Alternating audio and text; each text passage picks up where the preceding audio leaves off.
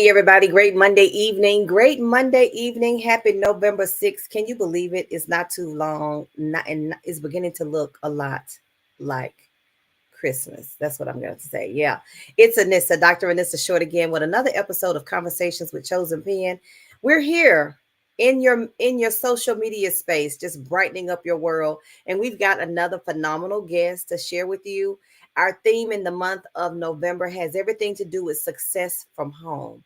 We're talking to entrepreneurs. Yes, we are. And we're going to share with you not only who they are, what they do, and they're going to shed a little light on their journey. But before we do that, I want to remind you about two phenomenal things that's going to be happening very, very soon. As you know, Chosen Pen is a publishing company located right here in the city of Fayetteville, North Carolina. But listen, we do more than just publish books. Yes, we do. We offer a lot of support to authors, whether they publish with us or they choose to go a different direction, because we're very much advocates of the entrepreneurial publishing space. So in the month of February, we'll be hosting another writers retreat. Yes, Jacqueline Thomas, the New York best-selling Times author, Jacqueline Thomas, who lives here in North Carolina, who has written several books. She's very well known. She's going to be our facilitator, and we're excited about having her with us in Charleston, South Carolina. Now, here's the thing. Chosen Pen's retreat is February 22nd through the 25th, and you can register today. You can go ahead and secure your space. Join us, be a part of the adventure. There is a link on our Chosen Pen Facebook page where you can go ahead and register, secure your spot, and as more information about the retreat is finalized, we'll be adding it to the link so you'll always be in the know. You don't want to miss this opportunity to not only hone in your skills as an author, whether you be a novice or an experienced author. Jacqueline has something to offer you, and we're also going to have a cultural experience while we're there. I mean, let's be for real. You don't go to Charleston and not eat. So we're gonna do all of that. We're gonna check out a museum or two. I don't know what all is involved, but listen, if you enroll, you will be a part of the excitement. So that's February 22nd through the 25th. Enrollment is now. Feel free to be a part of that. Join us. You won't regret it. The second big event we've got going is our trip to Africa again. If you've watched us any length of time, you know about the journey to Africa, how Chosen Pen has adopted primary schools there. And this year, our focus will be on the school that we adopted in Soweto. Our Books for Africa campaign is underway now. So if you are an author, if you know an author, if you just choose to go somewhere and buy some books, listen, we'll take all you got. We're looking for books that will be appropriate for children that are in kindergarten through the seventh grade. Kindergarten through seventh grade. So check out the Facebook page again. Books for Africa campaign is underway now. You could even make a financial donation, and we'll use that money to buy the books and, of course, to help cover the defray the expense of shipping. When we head to Africa in the month of March, we will be visiting our school and delivering the books simultaneously. To say that they are excited is an understatement. We're not only just delivering books, but we've provided finances so that the room that's intended to serve as a library is revamped so that when the books arrive, they're ready to receive them. So we're excited about that trip in March. You can join us. Yes, the cultural experience of Africa is like none other, but we're going to take care of our missions portion, which is the commitment to literacy and working with our schools. There will be a TEDx experience while we're there that you'll be a part of. If you so desire, you can participate or just be in the audience. And then, of course, there are going to be one or two other things that we do in the local area. Johannesburg is where we land. We land in Joburg, and then we go to one or two other countries within that 10-day stint. So more information is available again. Guess where? Facebook, Chosen Pen. Yes, the information is there. But you can always go to chosenpen.com and contact us if you need more direct information or answer to questions. We'll be more than happy to serve you. So that was a lot. That public service announcement is over. Let's get to the meat and potatoes of why we're here. Listen, Tiffany Haywood is in the space with me. Tiffany, thank you again for saying hello. Thank you again for saying yes to this opportunity. Tell the world just who Tiffany Haywood is. Well, thank you so much for inviting me. I'm so honored for you to even consider me for this opportunity. Tiffany Haywood is a mom, an entrepreneur, a shepreneur, a business owner, and a lover of all things creative. Right now, I am working mostly on my brand consultations business, which is where I try to assist business owners and shepreneurs in building their business by building their brand. And I do that through we take things beyond simple fonts and color schemes and themes, and we try to dig deeper and make sure that your story is told, your story is represented. Because I always tell my clients, people connect to people before they connect to a product. So I That's want to true. get you out in front, have you facing forward, and then your product will sell itself.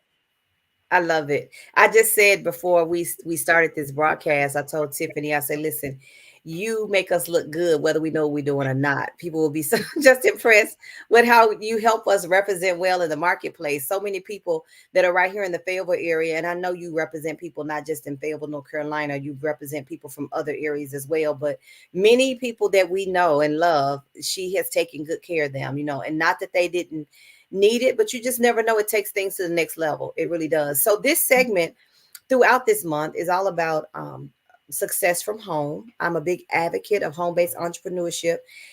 I have been engaged in that whole industry since 1999. Yes, I started when I was 12.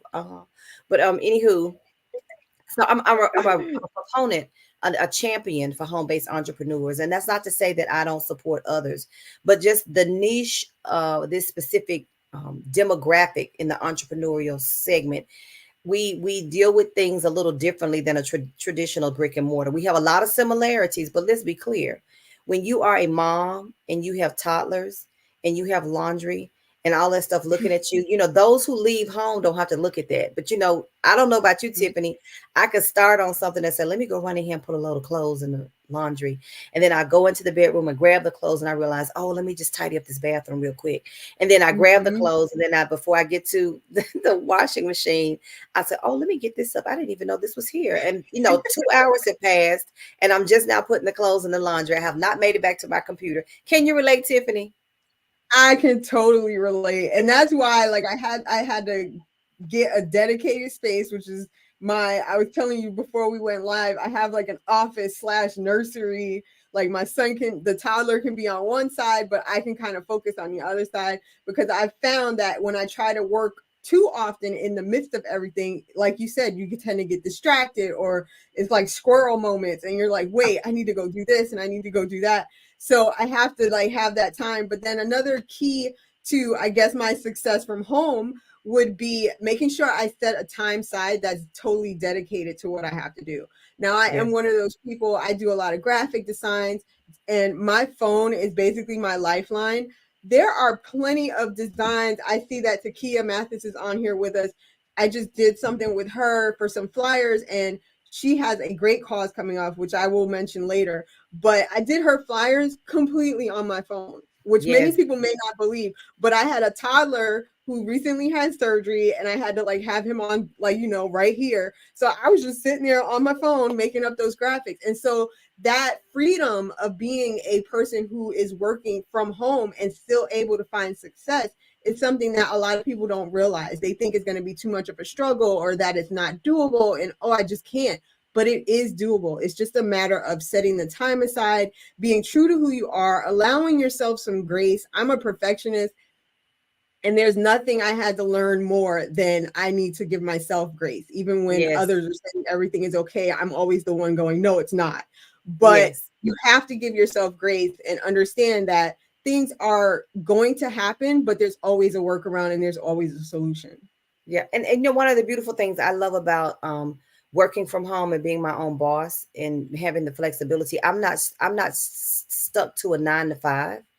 I could do 9 to 12 and then come back later at 8:30 and work if you Mm-hmm. know what I mean. Once I get some things done and the job still gets done, I think I don't think I know that's one of the successes of when we were in COVID. A lot of people found who were working from home. They had a traditional job, but because of COVID, they had to work from home, and they found that productivity was higher, especially when it came to women working from home.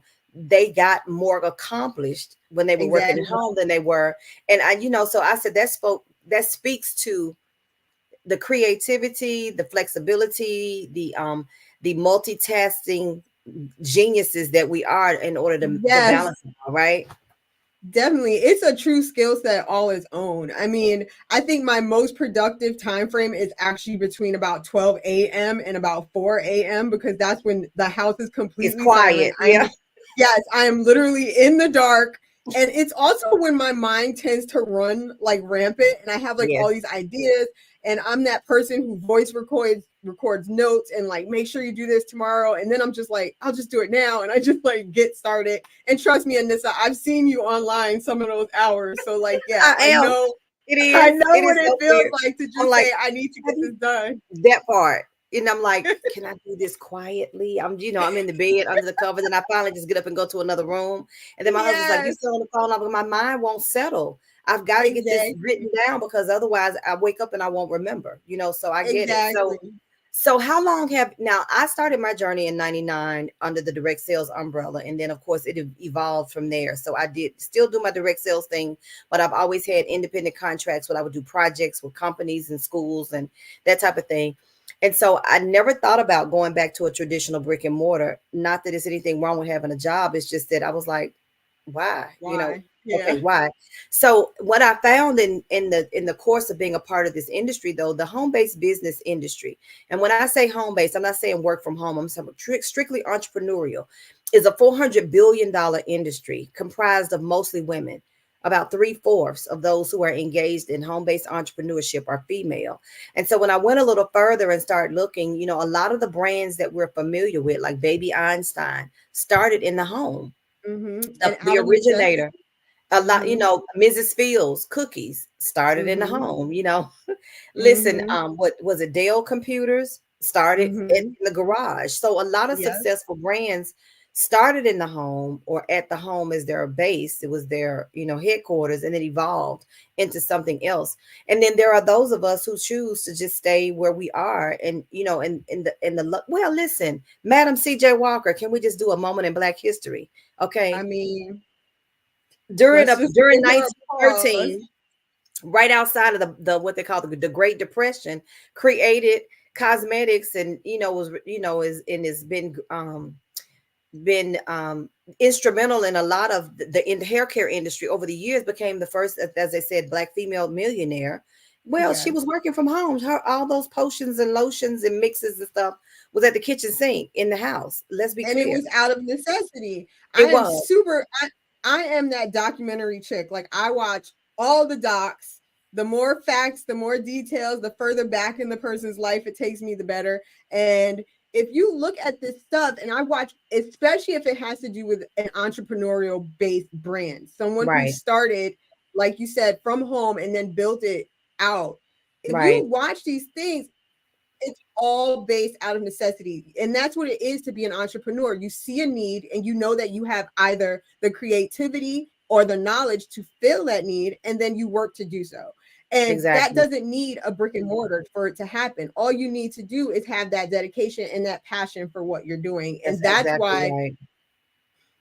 when I started doing what I was doing, I started out as a lifestyle blogger in 2000, I want to say 13, because it may have been a little bit sooner, earlier than that.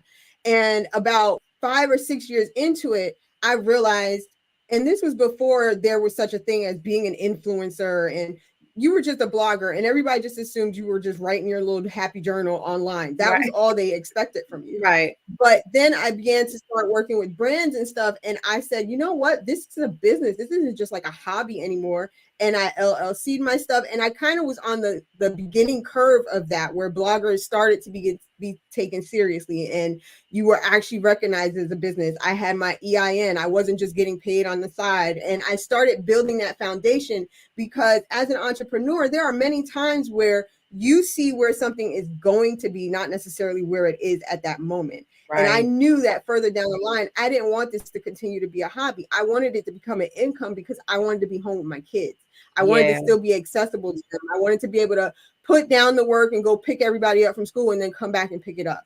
And so that's why I was able to build that foundation.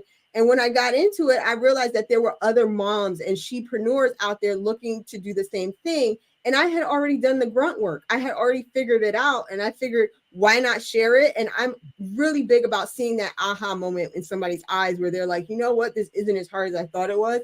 And that's where the brand consultations came in. I wanted to make it easy for us to understand that I can do this and here's how. And it doesn't have to be all the technical jargon. Like, I'll take care of the techie side and let me tell you how to do it plain and simple. That's good. That's good, Tiff. And we appreciate having you in our lives. I just want to speak on behalf of all of those who are not as techy. So with with many journeys in entrepreneurship, whether and I've already interviewed one young lady who's an author, and she talked about having written her first book a year ago, and she didn't realize what the detail that was required in marketing yourself as an author, etc. I said, many times when people write a book, they don't realize they've started a business. And if they choose not to take it that route, then of course that's where the book stops. But when you go and evolve and you choose to embrace the branding concepts and the marketing strategies and things of that nature, that's when everything begins to evolve and grow beyond just, what you do in writing a book. I said, no, the book is really becomes the business card. Everything else becomes the business. So let's talk about that a little bit, with regards, she said that was her challenge. She got over it really quickly because she found a tribe that mentored her along the way. Tiffany, what were your challenges in getting your game going and your business going? What were those challenges and how did you overcome them? Did you freeze or did I freeze? Oh no, did we lose connection?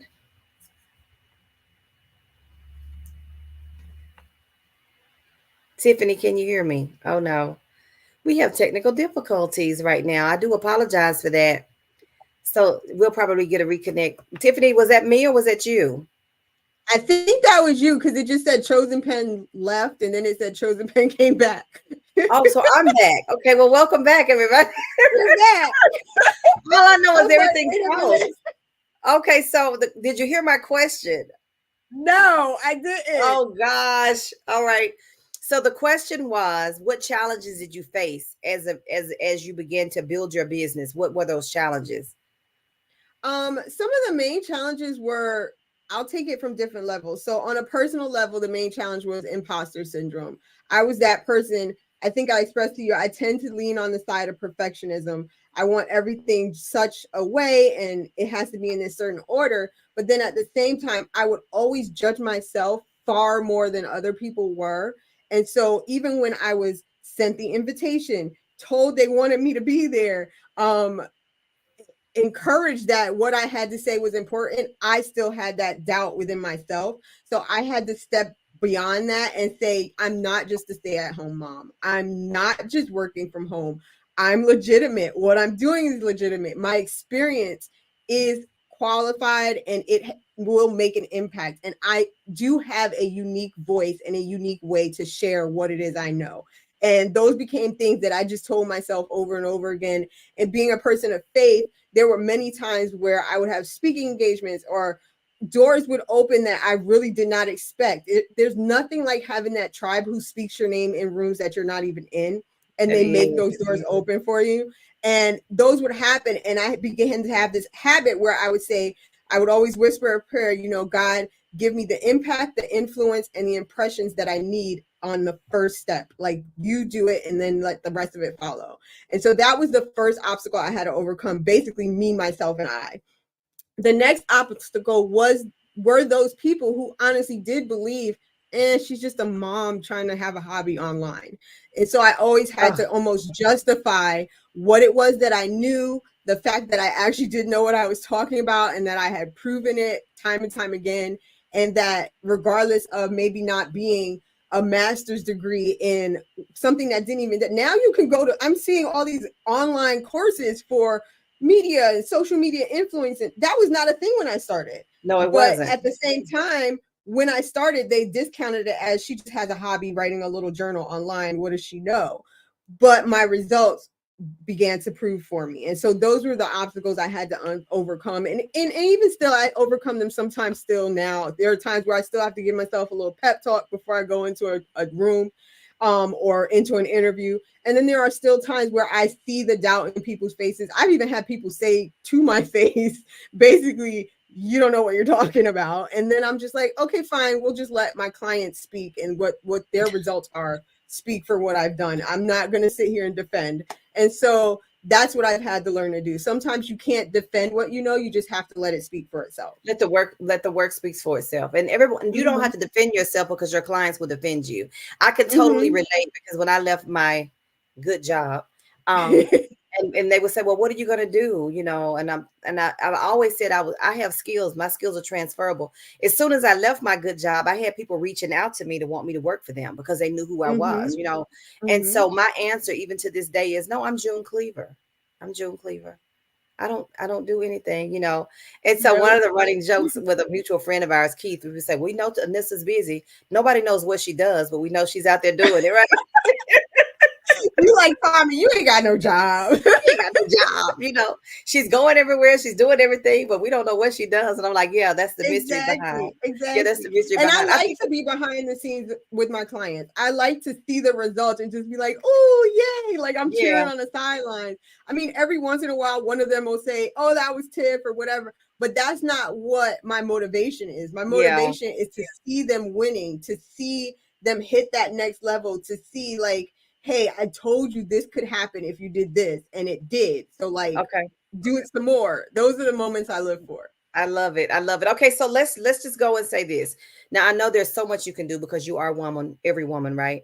But let's say you have a new entrepreneur, someone that's brand new in the entrepreneurial circle, regardless of what they do, or maybe they are an experience, they've been there, but they know that they need to take a shift, they need to pivot, they need to they need to transform or make a transition. It's 2024. We want to do something fresh, new, and popping, or whatever they call it. Mhm. Say, how can you help them? What are be one or two? I mean, let's say three things that you can do to assist someone who's needing to um, reboot, pivot, shift in business. Okay, so the first thing I would do is have a conversation with them and get to know their story. Why are you doing what it is that you're doing? What prompted you to start it? What is your passion? What is your motivation? And what is your end goal?